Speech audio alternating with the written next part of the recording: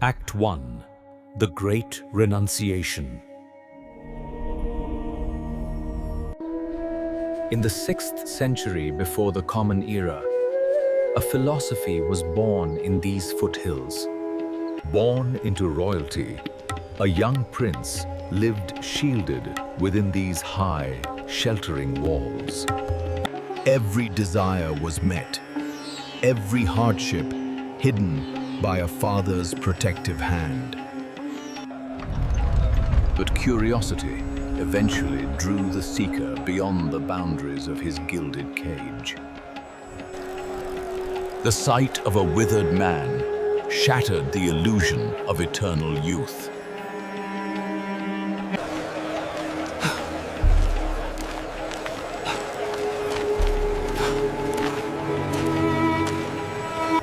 Death, the final end, proved the ultimate futility of all worldly possessions. Finally, a peaceful ascetic suggested a path beyond the cycle of suffering. That night, he looked upon his infant son, knowing he must depart. At 29, he traded his inheritance for the uncertainty of the wild. Shaving his hair, he shed his status to become a homeless wanderer. He sought out masters of the mind, mastering their ancient techniques. He learned to dwell in deep, motionless concentration, seeking liberation. Yet, these states offered only temporary relief, not an end to suffering. For 6 years, he practiced extreme austerities, reducing his body to bone. Starving the body only starved the mind of its necessary clarity. He adopted a middle path between indulgence and self-mortification. Under a sacred fig tree, he vowed not to rise until truth was found. Neither the threat of death nor the lure of desire would move him. The forces of the ego launched their final, desperate assault. Touching the earth, he called upon reality to witness his awakening.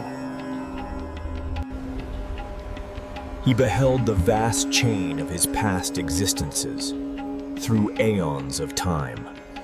He understood the law of karma, seeing beings rise and fall. As the morning star rose, he penetrated the knowledge of the universal truths. Siddhartha Gautama was no more. The Buddha had awakened. The awakened one hesitated, knowing the truth was too profound for a distracted world. His radiance was silent, yet it compelled the curious to stop and wonder. At the Deer Park, 5 seekers awaited the first turning of the legal wheel. He spoke of 4 truths: the diagnosis of pain and its ultimate cessation. In a flash of insight, the first disciple saw through the veil of illusion. The middle path was established, avoiding the extremes of indulgence and self-torture. Even those born in luxury felt the gnawing emptiness of a transient life. He walked away from his inheritance, seeking a wealth that fire cannot consume. 60 became the first messengers, instructed to wander for the welfare of all. At Uruvela, fire worshippers met a flame that burned not wood, but delusion.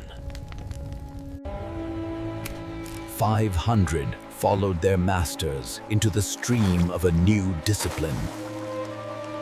Entering the capital of Magadha, the philosophy gained its first royal patron. The bamboo grove became a sanctuary, the first permanent home for the Sangha. Two brilliant seekers joined, one master of wisdom, the other of spirit. A community was forged, bound not by blood, but by shared commitment. Returning home, the prince now stood as a beggar before his father's palace. His son followed, asking for an inheritance that no moth can destroy. The faithful attendant remained, preserving the spoken words in the vault of memory. Jetavana was purchased with gold, a gift of the unprotected for the awakened. With bloodied feet, the first women demanded a place in the search for truth. A simple exchange, material support for the gift of the Dharma. During the rains, the wanderers rested, deepening their inner landscape. The message broke the boundaries of class, speaking to the suffering in all. The 5 precepts were laid down, the foundation of a moral universe. The man departed, but the wheel he started would turn for 2 millennia.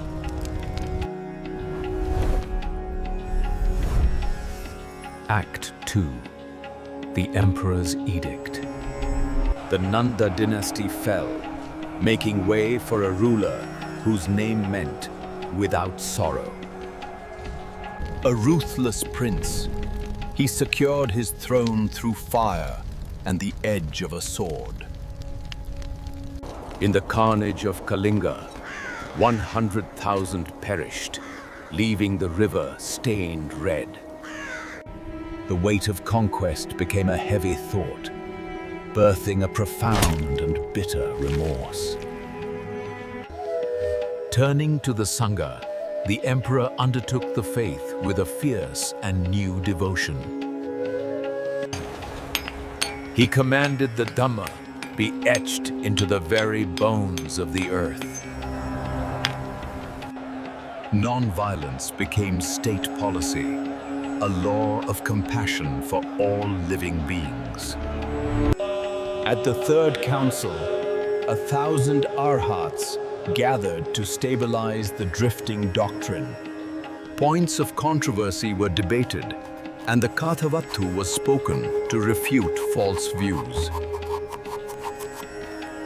Those who held wrong views were cast out, ensuring the purity of the Dhamma.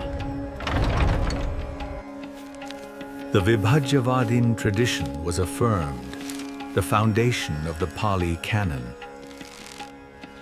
Emissaries were dispatched to 9 regions, turning the wheel beyond the empire's borders. The king's own son carried the message across the sea to Tamraparni. In the ancient capital of Anuradhapura, the doctrine found a new and lasting home. A sapling of the original Bodhi tree was planted, a living symbol of the awakened. The order of nuns was established, opening the path for the daughters of the Buddha. Diplomats reached the Greek kings, from Syria to the shores of Egypt. Aśoka honored all sects, seeking an increase in the essential worth of every faith. Wells were dug and medicinal gardens planted for the welfare of man and beast. The slaughter of animals was restricted, establishing a moral bond with all life. In his final retrospect, the king saw a world transformed by the light of Dhamma. Great pagodas rose across the land, monuments to the path of the awakened. The emperor passed, leaving an empire of stone and a legacy of spirit. But as dynasties crumbled, the wheel prepared for its most arduous journey. The Emperor Aśoka sought to anchor the faith in the very soil of his vast realm. 84,000 monuments rose, each a silent guardian of the Buddha's sacred remains. Relics were distributed, turning the physical remnants of the teacher into a source of merit. Shortly after the parinirvana, the elders gathered to preserve the master's spoken word. The Vinaya was recited first, establishing a common code of conduct for the community. Then the sutras were compiled, a vast library of wisdom held only in memory. A century later, a dispute over gold and discipline threatened to split the order. 10 disputed points were weighed against the tradition and ultimately rejected. The first great schism occurred as the Great Assembly followed a separate path. From the initial unity, 18 schools emerged, each interpreting the Dharma through its own lens. The Abhidharma was born, a systematic attempt to categorize the elements of reality. The Kapilavastu was spoken, refuting wrong views to preserve the core doctrine. Fearing the loss of oral memory, the monks of Ceylon committed the canon to writing. The Pāli canon was sealed, a permanent refuge for the original teachings. But the wheel did not stop. It was preparing for a journey beyond India's borders. The emperor's edicts, carved in stone, became the first global moral code. Missions were sent across the seas, carrying the light of the awakened to distant shores. Greek kings in the West heard of a path that promised an end to sorrow.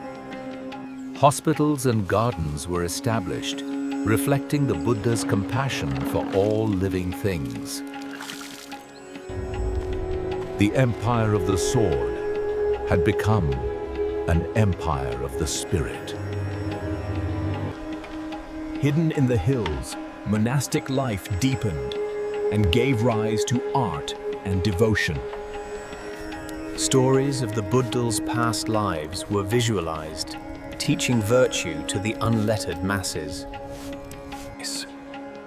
The monastic rules governed every moment, forging a community of discipline. In the silence of the cells, the quest for the void continued unabated. The written word became the new vessel, ensuring the Dharma would survive the ages. The teachings were protected, a legacy for a world yet to be born. In the island of Lanka, the flame of the original tradition was kept alive. The seeds were scattered, ready to find fertile ground in the heart of Asia. The roots were deep, but the branches were spreading wide. As the first millennium approached, the great vehicle began to take form. Act 3, the Silk Road. and many traditions. Monks and traders traveled together, weaving the Dharma into the fabric of Central Asia. In Gandhara, Greek artistry met Indian thought, giving the silent Buddha a human face. Under King Kanishka, the Sanskrit traditions were codified, preparing the doctrine for a global expansion. The Lotus Sutra emerged, proclaiming a single vehicle for the enlightenment of all beings. Nagarjuna established the middle way, teaching that all things are empty of independent existence. Emptiness was not non-existence, but the profound interconnectedness of all reality. Tradition records a white horse carrying the first scriptures into the heart of Han China. Nālandā rose as a beacon of logic, where thousands explored the vast horizons of the mind. Kumarajiva oversaw a massive translation effort, bridging the linguistic gap between India and China. In the silence of Shaolin, a master taught a path beyond words and letters. Vasubandhu codified the Earl philosophy, providing a foundation for all future schools. The Yogacara masters looked inward, concluding that reality is a projection of consciousness. Xuanzang braved the shifting sands to recover the true meaning of the scriptures. A great pagoda rose to house hundreds of scrolls, treasures from the heart of India. In the south, a mountain of stone was built to represent the path to awakening. Padmasambhava carried the diamond vehicle to the high plateau, subduing the ancient spirits. Samye was established, marking the first permanent monastic presence in the snowy land. In the Khmer jungles, the king was honored as the Buddha, ruling from a mountain of stone. Japan became a sanctuary for the true Dharma, preserving the wisdom of all Asia. The diamond vehicle forged a union of method and wisdom, compassion and void. In the great universities, the mind became the ultimate forge of truth through rigorous debate. The printed word gave the Dharma a new longevity, reaching thousands through the power of the press. In the kingdom of Silla, the Dharma found a unified home, blossoming in stone and spirit. The wheel had traversed the world, changing its form, but never its essence. The diamond vehicle emerged, using ritual and symbol to forge an indestructible spiritual reality. In the high peaks, masters transformed internal heat into a path for direct awakening. On the island of Java, a mountain of stone was built to visualize the path of merit. Every terrace represented a stage of enlightenment, a psychocosmic map leading to the void. The Wheel of Time integrated cosmology and medicine, seeing the universe within the human body. In the Khmer jungles, the king's face merged with the Lord, who gazes with compassion. Vikramashila became the fortress of the secret mantra, refining the methods of spiritual transformation. The king invited the finest scholars of India to plant the Dharma on the high plateau. Samye rose as a symbolic center of the universe, anchoring the faith in Tibetan soil. Padmasambhava subdued the ancient spirits, clearing obstacles for the final transmission of the path. A monumental effort was launched to preserve every spoken word in the Tibetan tongue. The lineage of the Lama, became the heart of the snowland's spiritual survival. Scholars mapped the depths of the mind, identifying the storehouse of all karmic seeds. As the light of the universities flickered, the flame moved safely to the north. Atisa brought a new order of discipline, reforming the faith for a new era. In the silence of the cells, the perfection of wisdom remained the ultimate goal.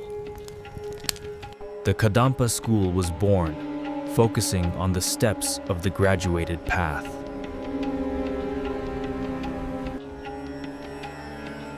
Trust and respect forged the bond between the master and the modern seeker. The Pāli tradition remained a lighthouse, preserving the original monastic form for centuries. Truth was not found in words, but in the direct experience of reality.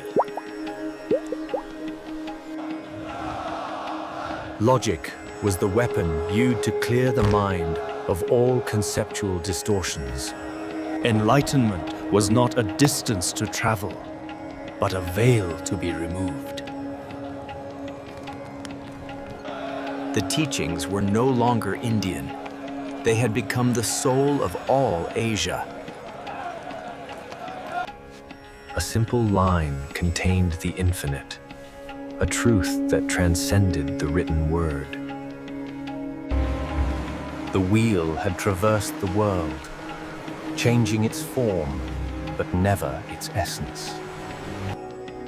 Logic became the refined edge of the mind, parsing reality from mere appearance. Beyond words lay the silence of thusness, a reality untouched by the human tongue. In the halls of Chang'an, ancient Sanskrit was forged into a new northern voice. A direct transmission was born, a silent smile that needed neither letters nor sutras. For the many, faith in a distant paradise offered a simpler path to the light. The high plateau welcomed the masters, anchoring the diamond vehicle in the snowy clouds. The golden age of the academies faced the gathering storms of an uncertain future.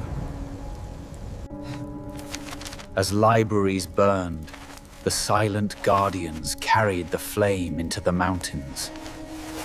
Across the eastern seas, the wheel reached its furthest shore, entering the island heart.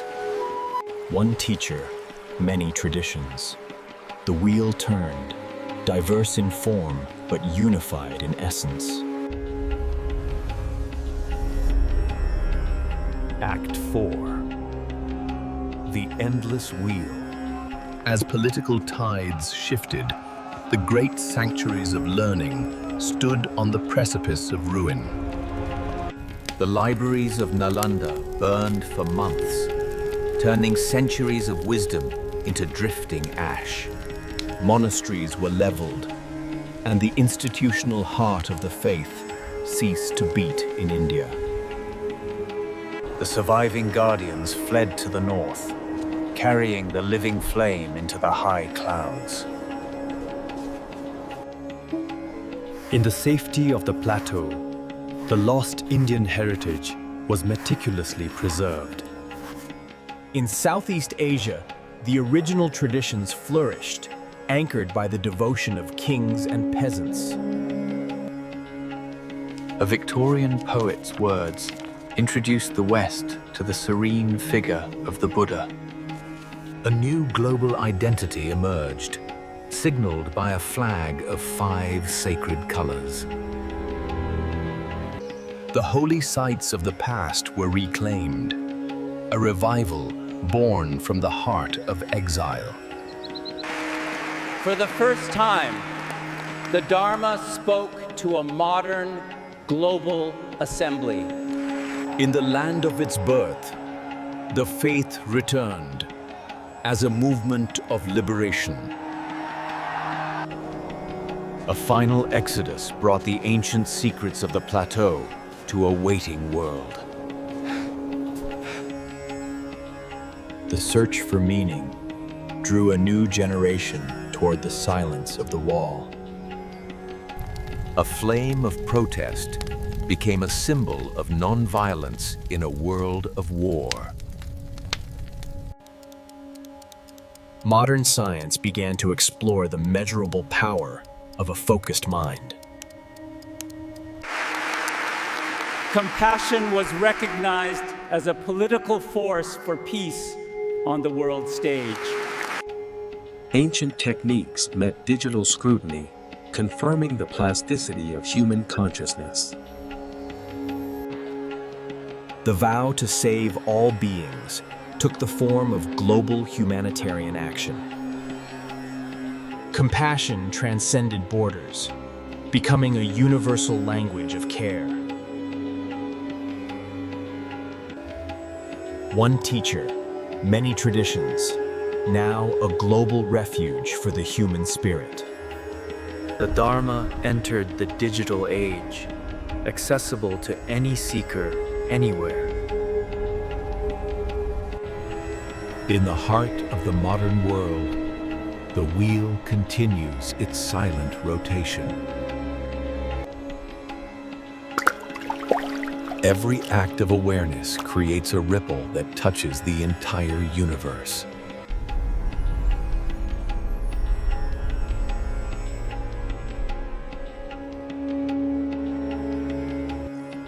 Modern science peers into the void, finding the measurable rhythm of a mind released from self. Emptiness is not a vacuum, but the profound interconnectedness of every rising and falling moment. Emptiness is not a vacuum, but the profound interconnectedness of every rising and falling moment. Compassion becomes the final language, easing the transition from the known to the unknown. The storehouse of consciousness carries the seeds of past deeds, projecting the film of existence.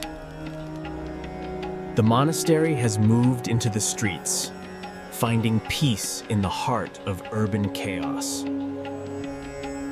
Ancient wisdom finds a new vessel in the digital age, spreading truth at light speed. By cherishing others, the individual dissolves the heavy burden of the ego.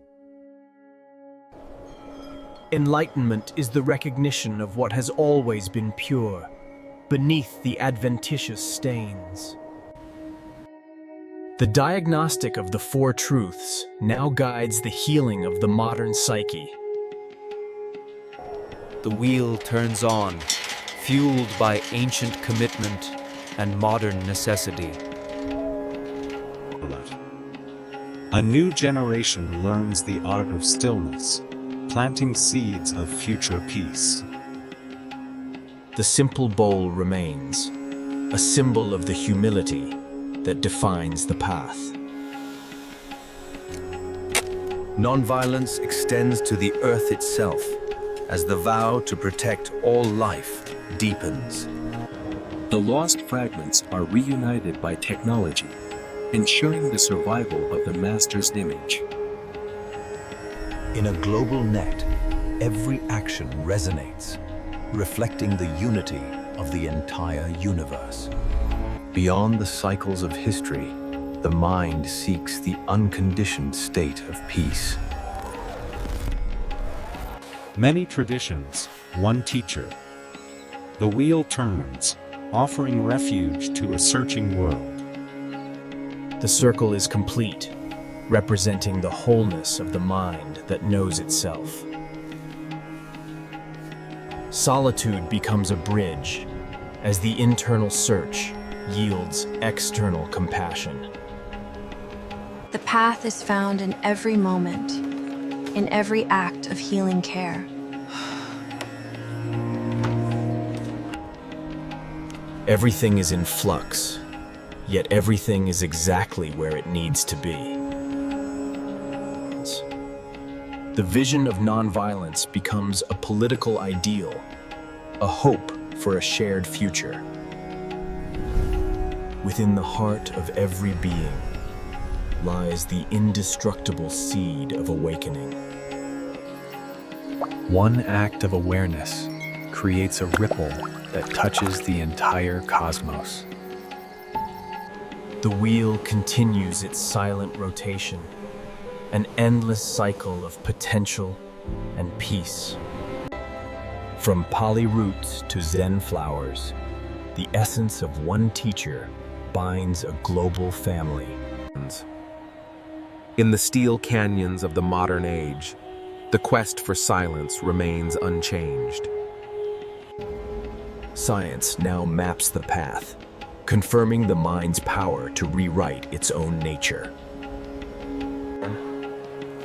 Compassion is no longer confined to caves, but acts as a force for global healing. The written word, once on palm leaves, now circles the earth as light. Between one breath and the next, the ancient mystery of awareness is rediscovered. Nonviolence stands as a political ideal, a hope for a world without boundaries. Dynasties rise and fall, but the path to the unconditioned remains eternally open. The wheel turns on, a cycle of potential and peace for every sentient. The journey concludes, yet for the seeker, it has only just begun.